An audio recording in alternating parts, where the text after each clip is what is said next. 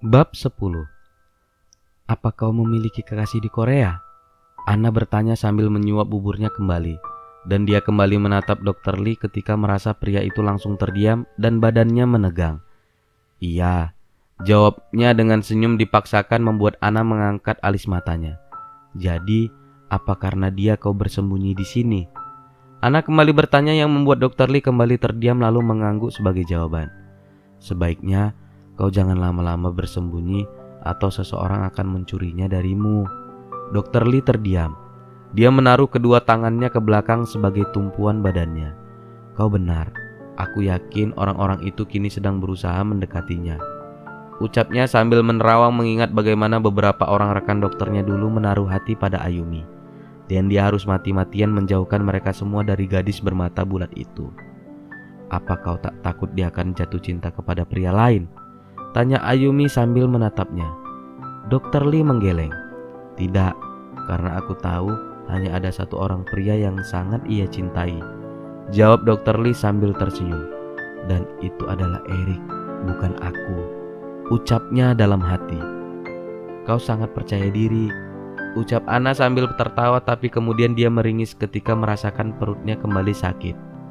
Dr. Lee berdiri lalu berjalan menuju lemari obat dan mengambil obat penahan rasa sakit dan penambah darah untuk Anna dan segelas air putih yang telah ia simpan di atas mejanya. Karena aku sangat mengenalnya, Dr. Lee berkata sambil memberikan obat dan air mineral kepada Anna yang langsung meminumnya tanpa banyak protes karena sakit di perutnya tak hilang-hilang. Anna kembali berbaring sambil menatap Dr. Lee yang duduk di kursinya.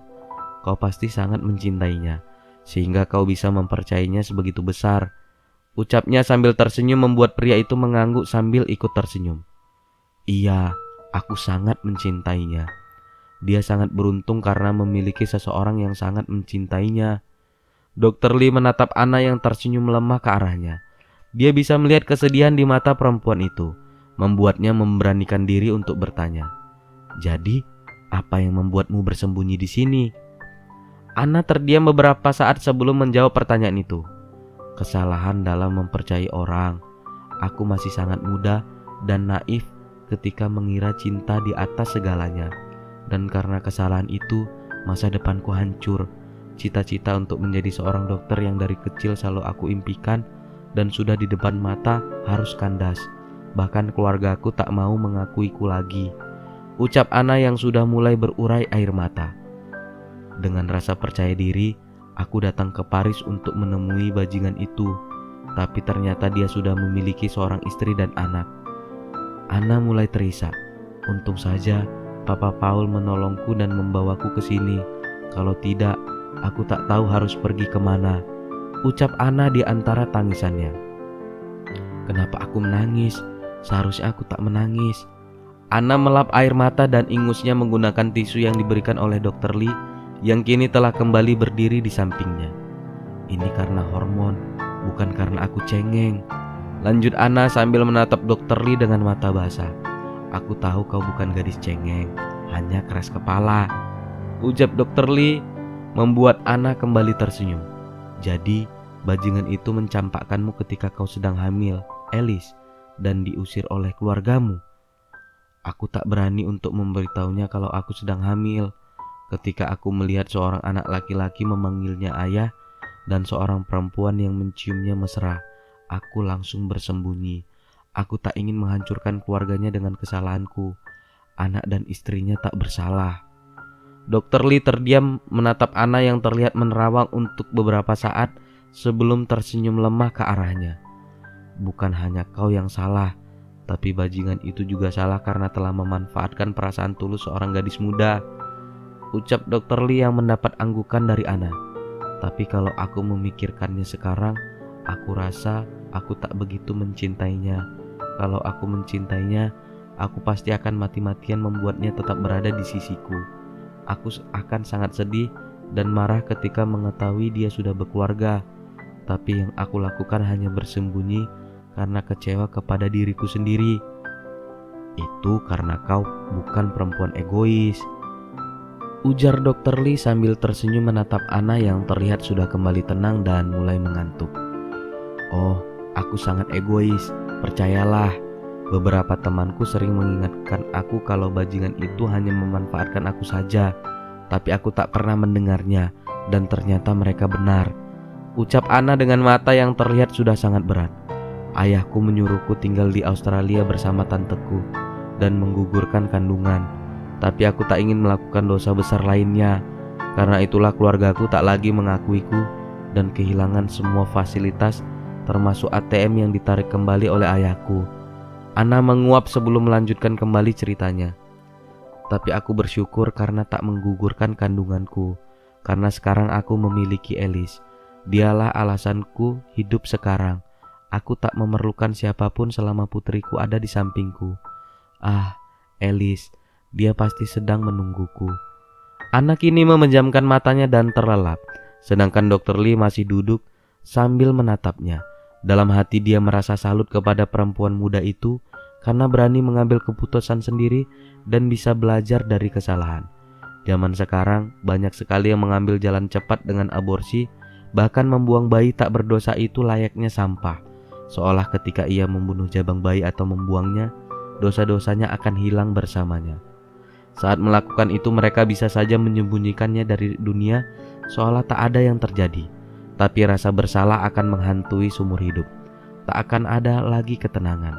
Semua orang punya jalan hidup masing-masing dan tak pernah luput dari kesalahan serta dosa. Tapi keputusan akhir tetap ada pada diri kita.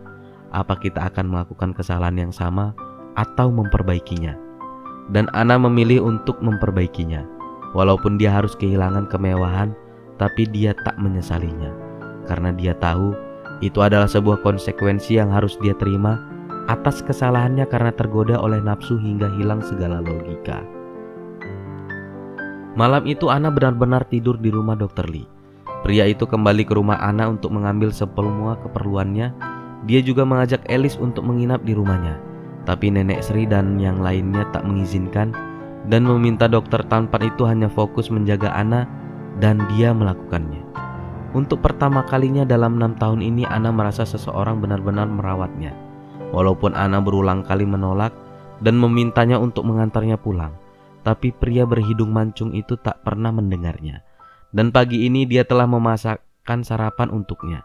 1 mangkuk krim sup dan segelas susu membuat perut Ana terasa hangat. Dan dia baru saja naik ke atas ketika seseorang mengetuk rumah putih. "Apa yang kau lakukan pagi-pagi di sini?" tanya Dr. Lee ketika melihat Eric berdiri di depan rumahnya yang langsung masuk ke dalam tanpa menghiraukan tuan rumah yang memutar bola matanya melihat hal itu. "Apa aku mengganggumu? Apa kau sedang bersama seseorang?" tanyanya sambil menatap sekeliling. "Tidak," jawab Dr. Lee sambil berjalan dan duduk di kursi tunggu pasien. Eric ikut duduk di sampingnya sambil mengangguk. "Aku akan pergi ke Paris hari ini untuk beberapa hari. Apa kau ikut?" tanyanya membuat Dr. Lee menatapnya. Selama hampir sebulan ini Eric tinggal di Ribeauville dan menginap di hotel. Yang dilakukannya hanya berkeliling desa itu dengan kamera di tangannya. Dan seringkali Dr. Lee akan melihatnya dengan pandangan kosong, dan dia bisa merasakan kesedihannya. Dia baru membuka mulutnya ketika pintu rumahnya dibuka dengan kasar. "Dedi, Dedi, Dedi," seru Elis sambil berlari ke pangkuannya dengan wajah berbinar. "Maafkan aku tak bisa menahannya lebih lama. Dia memaksa ingin kesini setelah bangun tidur," ujar Jared yang baru saja memasuki rumah putih. "Tidak apa-apa," ucap Dr. Lee sambil tersenyum. "Elis," seru Ana sambil setengah berlari turun dari tangga membuat Elis minta turun dari gendongan Dr. Lee dan berlari ke arah ibunya. Melihat keduanya seperti itu membuat Dr. Lee tersenyum.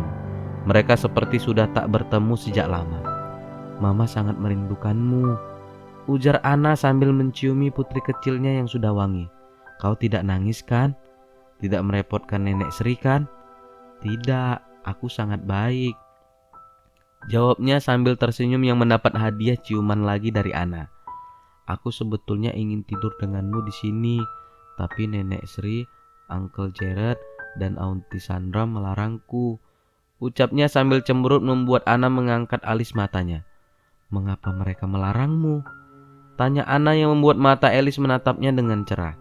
"Mereka bilang kalau aku membiarkan Mama dan Dedi hanya berdua di rumah, siapa tahu Dedi jadi nakal dan aku punya adik bayi seperti Sean. Jared, seru Anna sambil membelalak menatap Jared. Begitu juga dengan Dr. Lee. Membuat pria berambut gondrong itu serba salah. Baiklah, aku pergi sekarang. Sampai jumpa. Jared berkata sambil berjalan mundur kemudian berbalik dan mereka bisa mendengar pria itu tertawa dengan sangat kencang. Jangan berpikir macam-macam, ucap Dr. Lee sambil menatap Eric yang kini menatapnya. Aku tak mengatakan apapun, jawab Eric dengan santai. Tapi Dr. Lee bisa melihat mata pria itu tengah mengejeknya. Jadi, apa Daddy nakal? Apa sekarang di perut mama sudah ada bayinya? Oh Tuhan, ucap Anna sambil membuang nafas berat. Jadi, apa kalian nakal? Eric, seru Anna dan Dr. Lee berbarengan membuat pria tampan itu hanya mengangkat bahunya santai.